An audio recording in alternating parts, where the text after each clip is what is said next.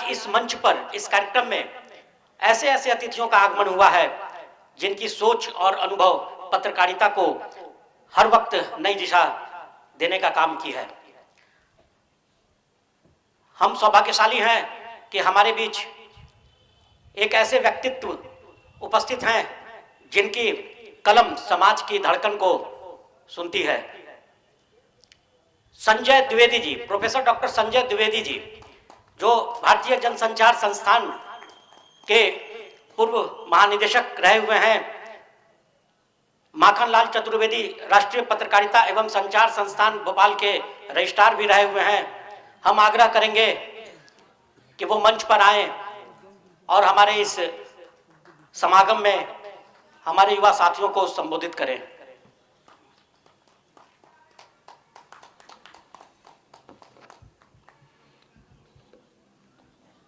कौन सी बात कहां कैसे कही जाती है, हो सलीका तो हर बात सुनी जाती है। मुझे लगता है कि बहुत सुंदर विषय प्रवेश आदरणीय ब्रजेश जी ने किया है।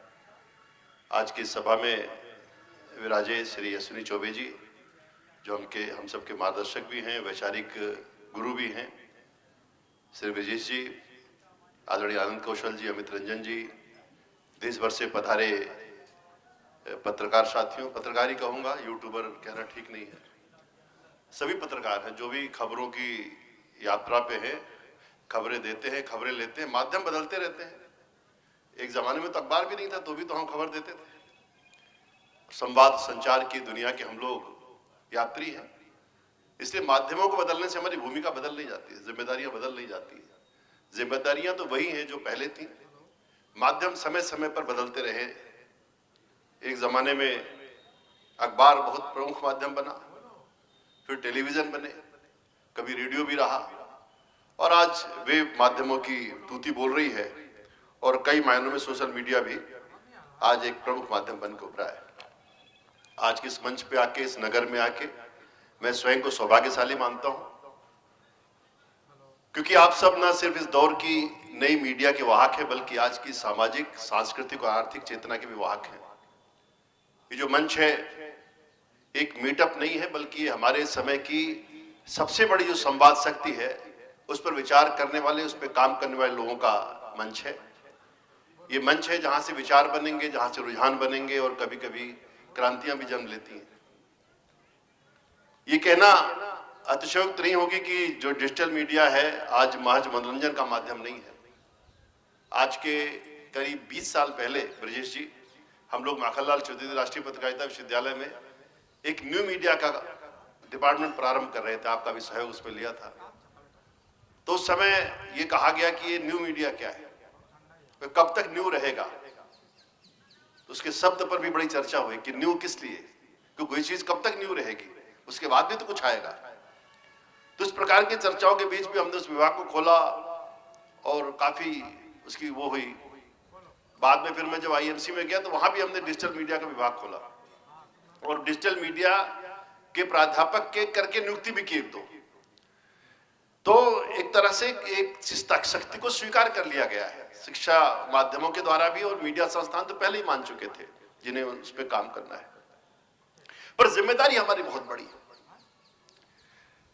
क्योंकि जब लाखों करोड़ों लोग आपको फॉलो कर रहे होते हैं तो आपका हर विचार एक संदेश बन जाता है।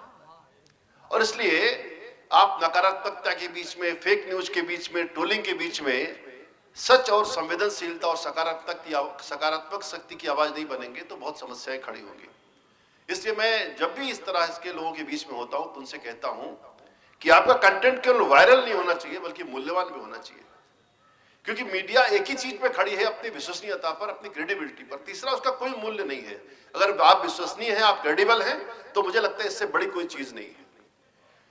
आज ठीक है, हम लोकल से ग्लोबल की ओर बढ़ रहे हैं, और हमारे जो युवा क्रिएटर्स हैं वो लोकल भाषाओं में कंटेंट बना रहे हैं, गांव की कहानियां कह रहे हैं, मिट्टी की खुशबू को डिजिटल पर परोस रहे हैं। और ये बहुत बड़ी बात है कि हिंदुस्तान की जो भारतीय भाषाएं हैं वो सब वैश्विक प्रवास पर हैं। अगर डिजिटल मीडिया नहीं होता, हमारी भाषाएं, हमारी कलाएं, हमारा रंगमंच, हमारा सिनेमा, हमारी प्रदर्शन कलाएं ये दुनिया के मंचों तक नहीं पहुंचती। आज दुनिया के तमाम देशों में हमारी छोटी छोटी जो भाषाएं हैं, छोटी छोटी बोलियां हैं, उनके लोग जो है सुने और देखे जा रहे हैं। और मुझे लगता है ये जो डिजिटल की खुशबू है, यही भारत की आत्मा है जो विश्व मंच पे इस समय बोल रही है। सरकार भी इसका इस्तेमाल कर रही है।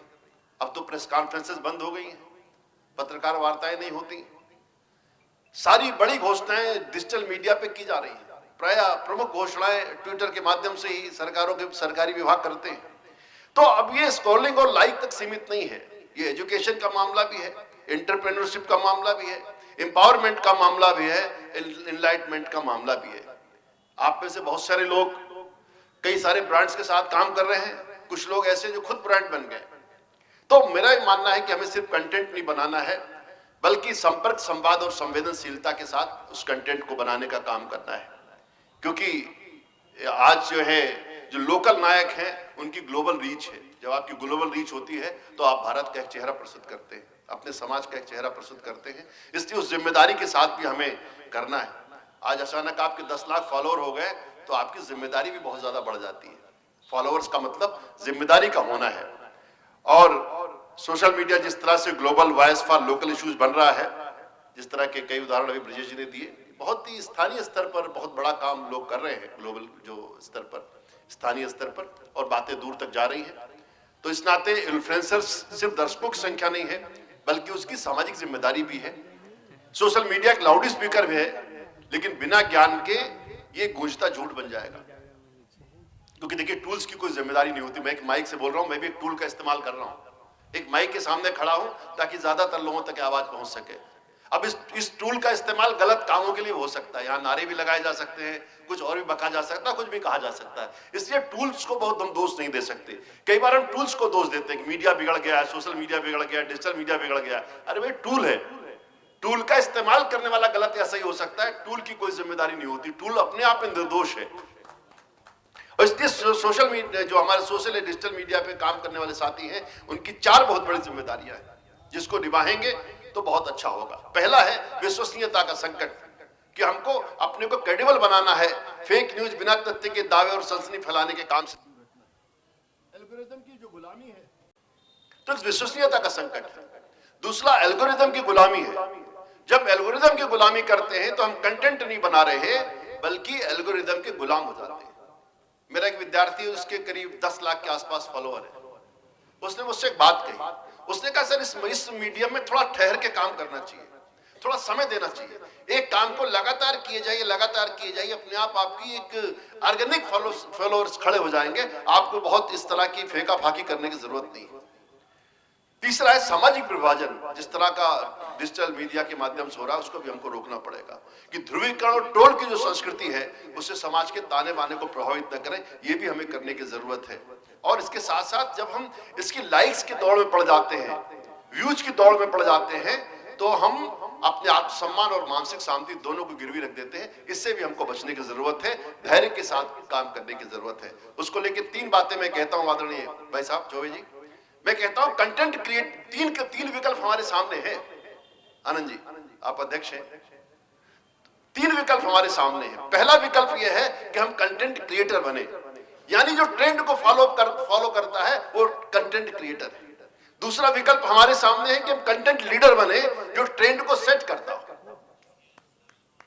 तीसरा विकल्प हमारे सामने है कि हम कंटेंट रिफॉर्मर बने, जो समाज को दिशा देने का काम करता है। मुझे लगता है कि हम पहले शुरुआत कर सकते हैं, दूसरे पर जा सकते हैं, पर अंततः हमें तो कंटेंट रिफॉर्मर बनना है, जिसको समाज को दिशा देने का काम करना है। ये होगा कैसे?